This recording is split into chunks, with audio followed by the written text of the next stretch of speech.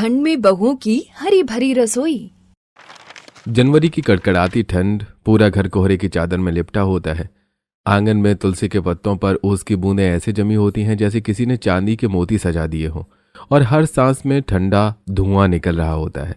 Drawing room में ससुर प्रीतम जी दीवान पर लेटे होते हैं, सीने पर हाथ रखे हुए बार बार छाती मल रहे होते हैं। अरे शकुंतला, आज कुछ ज्यादा ही जलन हो रही है। शकुंतला देवी घबराकर उनके पास आकर बैठ जाती हैं। तभी डॉक्टर चेकअप करके खड़े होते हैं। देखिए, इनका कोलेस्ट्रॉल और शुगर दोनों बढ़ चुके हैं। अब तला भुना और बाहर का खाना बिल्कुल बंद करना पड़ेगा। डॉक्टर साहब, अब इन्हें खिलाएंगे क्या? अब रोज हरी भरी सब्जियां, बथुआ, लौकी, पालक, सरसों का साग, कम तेल, ज्यादा पोषण और दवाइयां समय पर, नहीं तो हालत बिगड़ सकती है। डॉक्टर के जाते ही घर में सन्नाटा छा जाता है। शकुंतला देवी दोनों बहुओं की ओर देखती है। सुन लो, तुम दोनों आज से इस घर की रसोई में सिर्फ हरी भरी सब्जियां बनेंगी, कम तेल का खाना बनेगा। अगर आज ध्यान नहीं दिया तो कल हम सब बिस्तर पर पड़ जाएंगे। सेहत होगी तभी घर खुशहाल रहेगा। जेठानी शिल्पा ताने भरे अंदाज में बोल उठती है। तब जेठानी, मम्मी जी, ठंड में सुबह उठकर खाना बनाना ही बहुत बड़ी बात होती है। ऊपर से आप कह रही हो हरी सब्जी। सुबह सुबह हाथ नहीं चलते। हरी सब्जी लाओ, काटो, धो, पीटो। इतनी मेहनत मुझसे नहीं हो पाएगी। इतना कहकर शिल्पा हाथ रगड़ती हुई वहां से चली जाती है। शकुंतला देवी कुछ कहने को होती हैं, लेकिन फिर चुप रह जाती हैं। उनकी नजर अब राधिका पर टिक जाती है। राधिका शांत स्वर में आगे बढ़ती है, सास के हाथ पर अपना हाथ रखती है। ठीक है मम्मी जी, जैसा आप कहेंगी वैसा ही होगा। पापा जी की सेहत सबसे जरूरी है। शकुंतला देवी की आंखों में हल्की सी राहत दिखती है। अगली सुबह चारों तरफ धुंध फैली होती है और ठंडी हवा सीटी मारते हुए चल रही थी। राधिका रजाई से बाहर निकलती है, शॉल ओढ़ते हुए आंगन की ओर बढ़ती है। गार्डन में 4 छोटी छोटी क्यारियां बनी हुई थी। एक में पालक, दूसरी में मेथी, तीसरी में बथुआ और चौथी में साग लहला रहा होता है। जैसी राधिका बाहर आती है, तेज हवा चलती है, उसके खुले बाल उड़ने लगते हैं। हे भगवान, कितनी कड़ाके की ठंड पड़ रही है। लेकिन मम्मी जी ने कहा है हरी सब्जियां बनाने को, तो अब बनानी ही पड़ेंगी। वो जमीन पर बैठकर चाकू निकालती है और सब्जियां काटने लगती है। ठंडी मिट्टी से हाथ छूते ही कांप उठती है और फिर भी बिना रुके पालक, मेथी, बथुआ और साग तोड़ती रहती है। सब्जियां लेकर वो रसोई में आती है। नल खोलते ही टंकी का बर्फ जैसा ठंडा पानी गिरता है। हाय राम, कितना ठंडा पानी! पानी में हाथ डालते ही उसके हाथ सुन्न पड़ने लगते हैं। फिर भी वो सब्जियां अच्छे से धोती है, निचोड़ती है और काटने बैठ जाती है। बथुआ साफ करते करते उसके हाथ बिल्कुल सुन्न हो जाते हैं। ठंड ने तो हालत खराब कर रखी है, ऊपर से ये हरी सब्जियों की मेहनत। कुछ देर बाद रसोई में खुशबू आने लगती है। राधिका सबके लिए बाजरे की रोटियां और साग तैयार करती है। थोड़ी देर में पूरा परिवार खाने की थाली लेकर बैठ जाता है। पहला टुकड़ा खाते ही प्रीतम जी मुस्कुरा उठते हैं। बेटा, ये खाना तो बहुत अच्छा बना है। अगर रोज ऐसा हरा भरा खाना बनता रहा तो हम सबकी सेहत एकदम दुरुस्त रहेगी। ठंड में रसोई हरी भरी ही होनी चाहिए। राधिका हल्की मुस्कान के साथ सिर हिलाती है। रसोई हरी भरी ही होनी चाहिए। हर मौसम में उसी मौसम की सब्जियां खानी चाहिए। सर्दियों का मौसम तो होता ही है हरी सब्जियों का, इसीलिए इस मौसम में ज्यादा सब्जियां खाना जरूरी है। उधर शिल्पा खाना खाते हुए चुपचाप सुन रही होती है। उसके चेहरे पर जलन साफ झलकती है। इतनी ठंड में सिर्फ 2 तारीफों के लिए मैं तो कभी इतनी मेहनत ना करती। अगला दिन दोपहर की हल्की धूप निकल आती है। मोहल्ले की गली में कुछ औरतें बोरी और चटाइयां बिछाकर सड़क किनारे बैठी होती हैं। सब अपने अपने हाथों पर फूंक मारती हैं।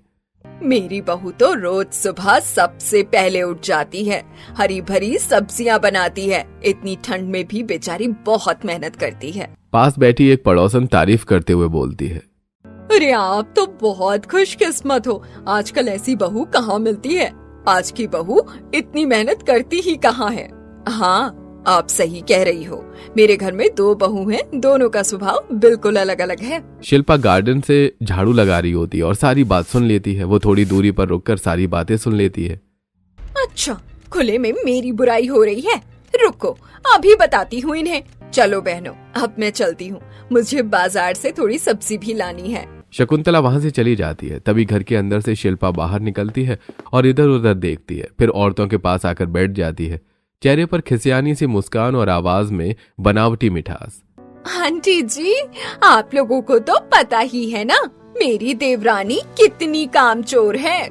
औरतें एक दूसरे का मुंह देखने लगती हैं। मम्मी जी जो कह रही थी ना कि सुबह उठकर हरी भरी सब्जियां बनती हैं, वो मैं ही तो बनाती हूँ। पापा की तबीयत बहुत खराब है, डॉक्टर ने मना किया है, सिर्फ हरी सब्जियाँ ही देनी है उनको। अच्छा, हमें तो लगा तो तुम कुछ करती ही नहीं हो।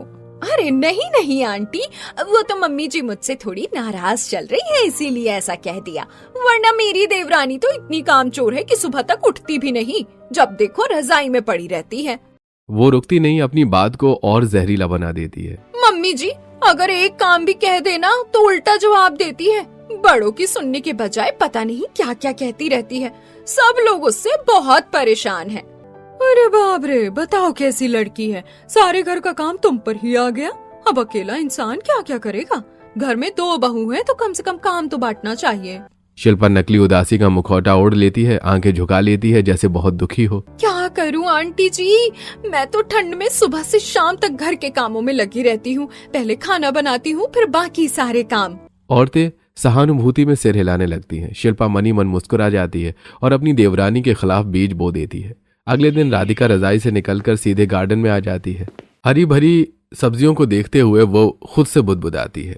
ये सब्जियां तो मैं बना ही रही हूँ, लेकिन अगर रोज रोज सबको यही खिलाऊंगी तो बेचारे सब बोर भी हो जाएंगे। चलो आज मंडी से कुछ नई सब्जियां ले आती हूँ। वो शॉल ओढ़कर मंडी की तरफ निकल जाती है। मंडी में सुबह की चहल पहल शुरू हो जाती है। चारों तरफ सब्जियों के ढेर और लोग मोल भाव कर रहे होते हैं। राधिका रुक रुक कर सब्जियां चुनती है, मटर, गाजर, फूल गोभी, सेम और कुछ हरी सब्जियां। वो अच्छे से मोल भाव करती है और ताज़ी सब्जियां ले लेती है। उसी मंडी में वही औरतें भी मौजूद होती हैं जिनसे शिल्पा ने राधिका की बुराई की थी। एक पड़ोसन राधिका को देखकर पूछ लेती है, अरे बहू, ये सब सब्जियां किसके लिए ले जा रही हो? वो आंटी जी, मेरे ससुर जी की तबीयत बहुत खराब है, उनका कोलेस्ट्रॉल बढ़ा हुआ है, डॉक्टर ने हरी भरी सब्जियां खाने को कहा है। अच्छा अच्छा, सही है। राधिका वहां से आगे बढ़ जाती है। उसके जाते ही औरतें आपस में फुसफुसाने लगती हैं। देखो दिखावे के लिए क्या क्या करती है, सारा काम तो जेठानी पर डाल दिया और अब बाहर दुनिया को दिखाने सब्जी लेने आ गई। राधिका ये बातें सुन लेती है। वो अचानक रुक जाती है, चेहरे पर हैरानी साफ झलकती है। ये लोग मेरे बारे में ऐसी बातें क्यों कर रहे हैं? मैंने तो किसी से कुछ कहा भी नहीं। आजकल दिखावे का ही जमाना है, जो जितना दिखावा करता है वही सबसे अच्छी जिंदगी जीता है। सारा काम जेठानी पर डाल दिया और बाहर ऐसे दिखा रही है जैसे सब कुछ यही करती हो। राधिका को एक पल के लिए लगता है कि शायद ये बातें किसी और के बारे में हो रही हैं। वो गहरी सांस लेती है। छोड़ो, सच तो सच ही रहेगा। वो बिना पलटे सब्जियों की थैली कसकर पकड़ते हुए सीधे घर की तरफ चल देती है। ठंड से लाल पड़े हाथों को वो पहले सेकती है, फिर बिना देर किए रसोई में लग जाती है। मंडी से लाई हुई ताज़ी सब्जियों में से वो घिया निकालती है। थोड़ी देर में खाना तैयार हो जाता है। सब लोग एक साथ डाइनिंग टेबल पर बैठ जाते हैं। जैसे ही शकुंतला देवी पहला टुकड़ा खाती हैं, उनका चेहरा खिल उठता है। बेटा, ये क्या इतना स्वादिष्ट बनाया है तुमने, क्या बताऊं। इस घी को खाकर तो मुझे अपनी मम्मी की याद आ गई। मुझे घिया कभी अच्छा ही नहीं लगता था, लेकिन वो ऐसे बनाती थी कि खाते ही पता ही नहीं चलता था। राधिका हल्की सी मुस्कान के साथ सिर झुका लेती है। कोई बात नहीं मम्मी जी, मैं तो आपके लिए कभी भी घिया बना दूंगी जब भी आप कहोगे। शकुंतला देवी की आंखों में नमी आ जाती है। एक दिन की शाम राधिका गैस पर चाय बना रही होती है कि तभी शकुंतला देवी रसोई में आती है। बेटा, तेरे पापा का आज बहुत मन कर रहा है सरसों का साग और मक्के की रोटी खाने का। कोई बात नहीं मम्मी जी, मैं बना दूंगी। अभी चाय बना रही हूँ, फिर बाजार जाकर मक्के का आटा ले आऊंगी। सरसों का साग तो हमारे गार्डन में है, बस आटा नहीं है। ठीक है बेटा, फटाफट बना देना, ज्यादा देर हो जाती है तो उनका शुगर बढ़ जाता है। राधिका सबको चाय पकड़ाती है, फिर गैस पर कुकर चढ़ाकर सरसों का साग डाल देती है। मैं बस बाजार से आटा ले आती हूँ, इतने में साग हो जाएगा 3-4 सीटी में, फिर आकर इसे देख लूंगी। इतना कहकर वो शॉल ओढ़ती है और बाहर निकल जाती है। उसके जाते ही शिल्पा रसोई में आती है। आंखों में जलन साफ दिखती है। हर काम यही करेगी और तारीफें भी यही बटोरेगी। वो इधर उधर देखती है और धीरे से गैस के पास जाती है और साग की गैस बंद कर देती है। अब देखती हूँ कैसे बनता है साग। राधिका बाजार पहुंच जाती है। वो दुकान से मक्के का आटा लेती है और फिर सोचती है, घर में सब्जियां भी खत्म हो रही हैं। वो 1-2 ताज़ी सब्जियां और खरीद लेती है। थैली संभालते हुए चेहरे पर संतोष और जल्दी घर पहुंचने की चिंता होती है।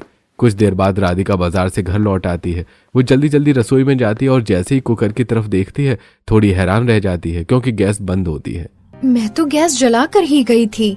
उसी समय शकुंतला देवी रसोई में आ जाती हैं। बेटा, आ गई तू आटा लेकर, अब फटाफट खाना दे दे, तेरे पापा इंतजार कर रहे हैं। मम्मी जी, मैं तो साग गैस पर रख कर गई थी, पर अब गैस बंद है, अब थोड़ा टाइम लगेगा।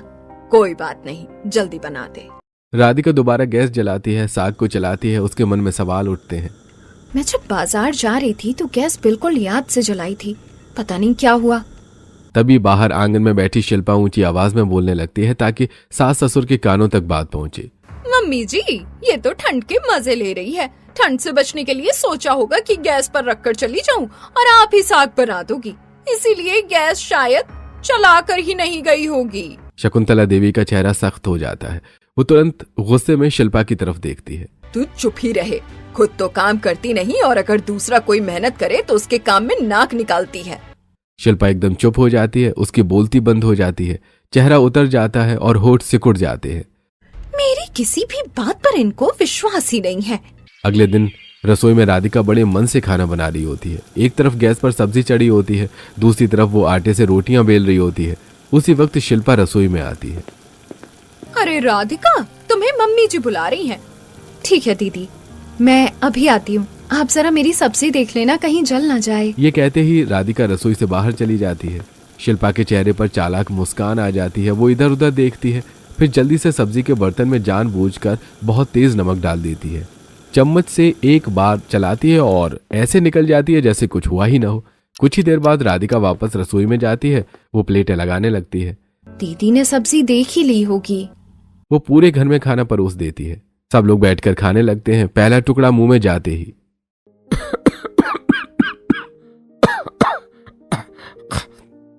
अरे ये क्या है भाई? खाने में नमक बहुत ज्यादा तेज होता है। सब लोग चौंक जाते हैं। तभी शिल्पा मौका देखकर बोल पड़ती है। मम्मी जी देख लिया, आप लोग इसकी इतनी तारीफ करते हो ना, इसीलिए ये सर पर चढ़ गई है। देखो कैसा खाना बनाया है इसने जानबूझकर नमक तेज किया है ताकि पापा जी की तबीयत खराब हो जाए। इसे पता है ना कि उन्हें शुगर की बीमारी है। राधिका जैसे जमीन में गड़ जाती है। उसकी आंखों से आंसू भर जाते हैं। मम्मी जी, मैंने ऐसा कुछ नहीं किया। रसोई मेरे लिए मंदिर जैसी है और मंदिर में झूठ नहीं चलता। राधिका रोती हुई थाली वहीं छोड़कर चुपचाप वहां से चली जाती है। एक दिन दोपहर के समय रसोई में शिल्पा अकेली काम कर रही थी। आज पहली बार वो खुद सब्जी बनाने की कोशिश कर रही होती है। कढ़ाई में तेल डालकर वो गैस जलाती है और बीच में किसी और काम में लग जाती है। अचानक उसका हाथ कढ़ाई से टकरा जाता है। गरम तेल उछलकर सीधे उसके हाथ पर गिरता है। मेरा हाथ! घर में उस समय सिर्फ राधिका ही होती है। जैसी उसे चीख सुनाई देती है, वो बिना एक पल गवाए दौड़ती हुई रसोई में पहुंचती है। शिल्पा का हाथ लाल हो चुका था। वो दर्द से तड़प रही थी। राधिका तुरंत नल खोलती है और शिल्पा के जले हुए हाथ पर ठंडा पानी डालने लगती है। फिर अलमारी से ट्यूब निकालकर ध्यान से लगा देती है।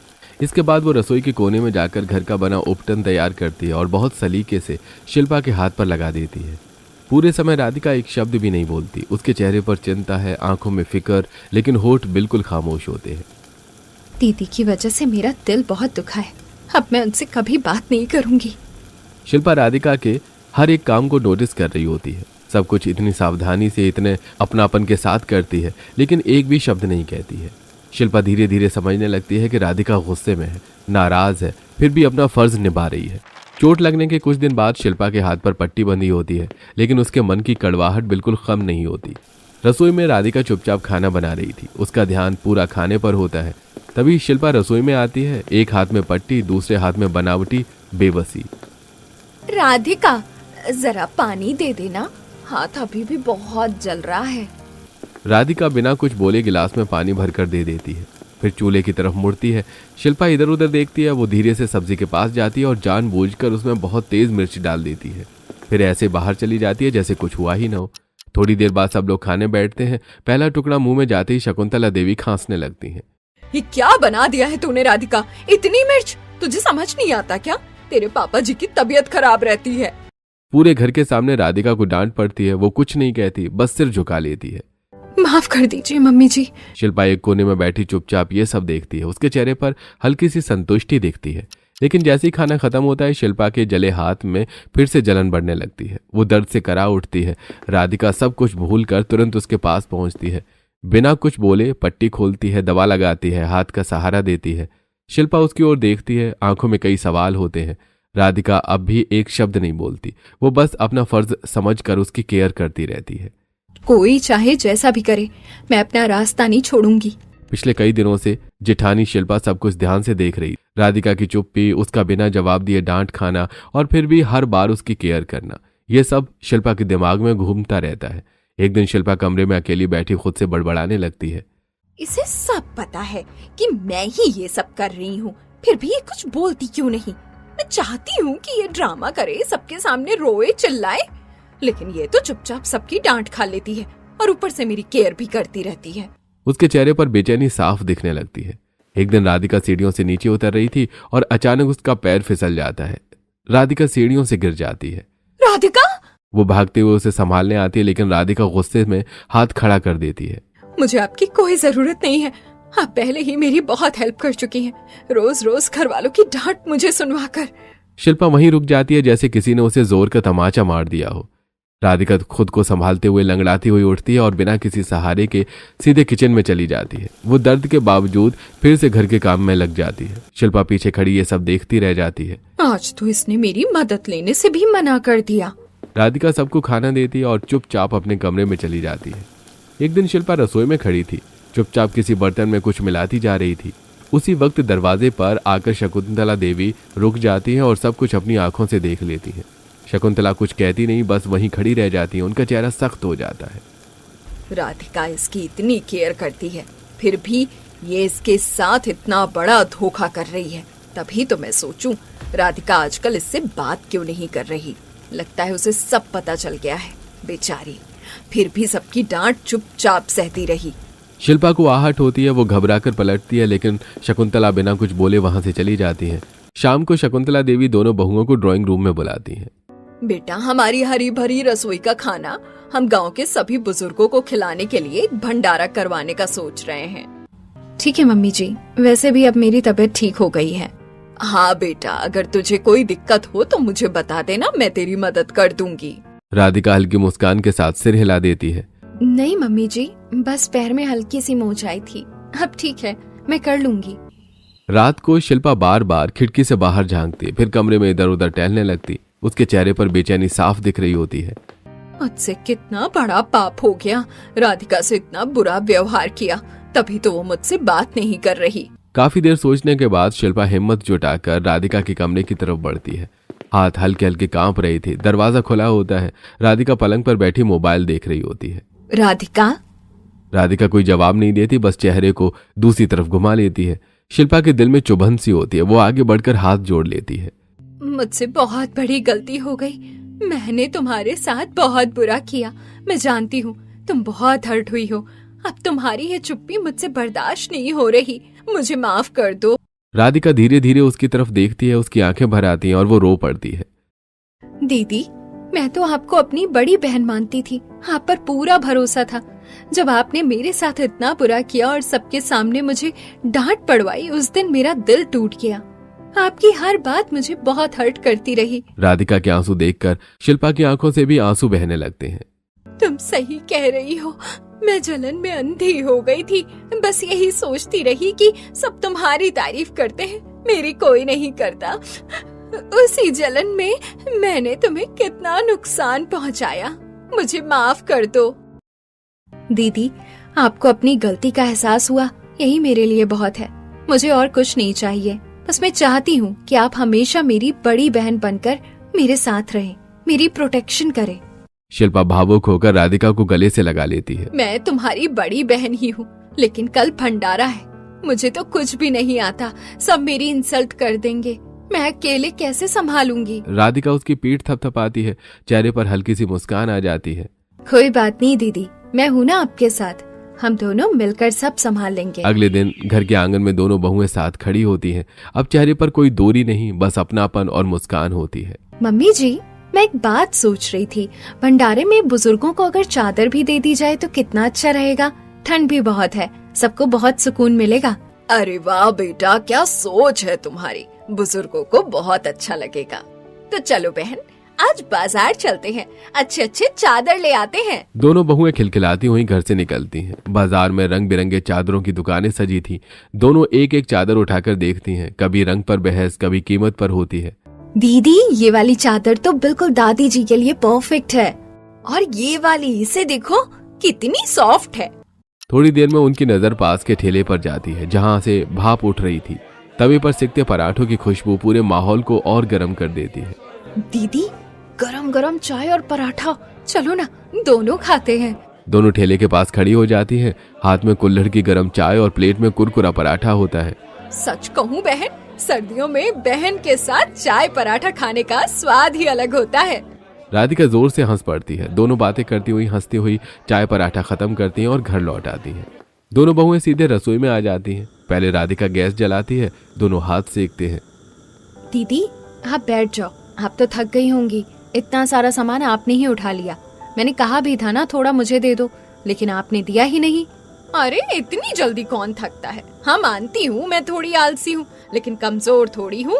चल आज दोनों साथ में काम करेंगे। और बाजार तो तू भी मेरे साथ ही गई थी ना।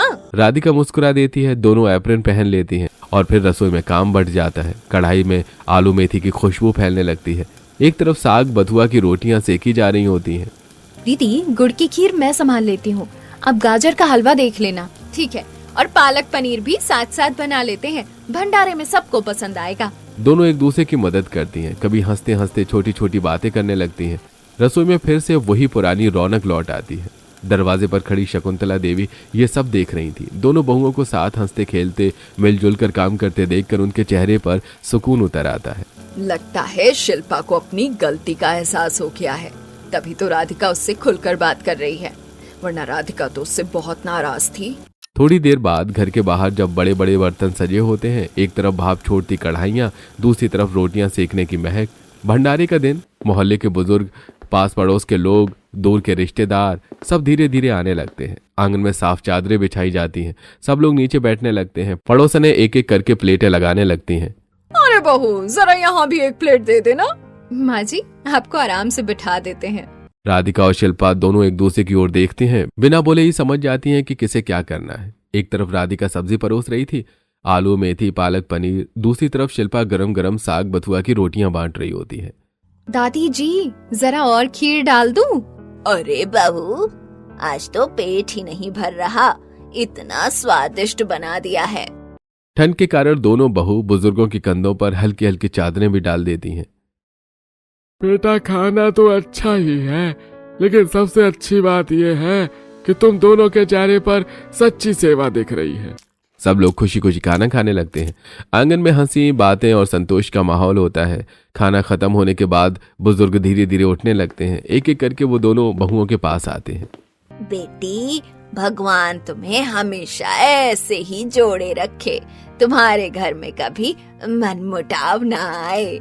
हमने बहुत घर देखे, लेकिन आज समझ में आया कि घर ईंट पत्थर से नहीं बहुओं के दिल से बनता है। दोनों बहुएं झुककर पैर छूती हैं। उनकी आंखों में थकान नहीं, टेंशन होती है। पास खड़ी शकुंतला देवी ये सब देख रही थी। उनकी आंखें भर आती हैं। वो आगे बढ़ती हैं। आज मेरी दोनों बहुओं ने मेरा नाम रोशन कर दिया। लोग कहते हैं सास बहू में हमेशा टकराव होता है, लेकिन आज मुझे गर्व है कि मेरी बहुएं घर को जोड़ने वाली हैं, तोड़ने वाली नहीं। उनकी आवाज भर जाती है। राधिका तुरंत आगे बढ़कर उनका हाथ पकड़ लेती है। मम्मी जी घर तभी चलता है जब सब लोग साथ मिलकर चलते हैं। अगर हम एक दूसरे का हाथ छोड़ दे तो सबसे खूबसूरत घर भी खाली लगने लगता है। यह सुनकर शिल्पा की आंखों से आंसू छलक पड़ते हैं। वो राधिका की तरफ देखती हैं। आज बिना जलन बिना अहंकार के कहती हैं, हाँ तुम सही कह रही हो। आज मुझे समझ आया कि अपनों का साथ कितना जरूरी होता है। पता नहीं मैं तुम्हारे बिना ये सब कैसे मैनेज कर पाती। तुम्हारी वजह से मुझे एक नई उम्मीद मिली है। आज मुझे ये भी समझ आया कि बड़ी बहू होने से घर नहीं चलता, बड़ा दिल रखने से घर चलता है। इतना कहते कहते वो राधिका को गले लगा लेती है। दोनों बहुएं रोते रोते हंस भी रही होती हैं। ठंड भले ही खत्म हो सकती है, लेकिन मेरे घर में तुम दोनों बहुओं की गर्माहट कभी खत्म नहीं हो सकती। तुम दोनों इस घर को प्यार, सम्मान और एकता से आगे तक चलाओगी, मुझे पूरा भरोसा है। अरे ठंड में बहुओं की हरी भरी रसोई की वजह से मेरी सेहत में भी बहुत सुधार है। अब तो मैं एकदम फिट हो गया हूँ। चलो ये भंडारे का खाना मैं भी तो खा सकता हूँ ना। कहते ही ससुर प्लेट में पूरी रखने वाले होते हैं कि तभी नहीं पापा जी, सब ठीक है। इसका मतलब ये भी कि आपका अंदरूनी शरीर भी ठीक है। डॉक्टर ने आपको मना किया है ये सब खाने को। आपके लिए स्पेशल ऑयल फ्री खाना है। देख रहे हो, इतनी रोक टोक तो मैंने नहीं की जितना दोनों बहू कर रही हैं। इसीलिए ही तो ये दोनों इस घर की शान है। अगर ये दोनों न रोकती तो पता नहीं मेरे साथ क्या हो जाता। जब तक हम हैं कुछ नहीं होने देंगे पापा जी। पास खड़े घर के बाकी लोग भी मुस्कुरा रहे होते हैं।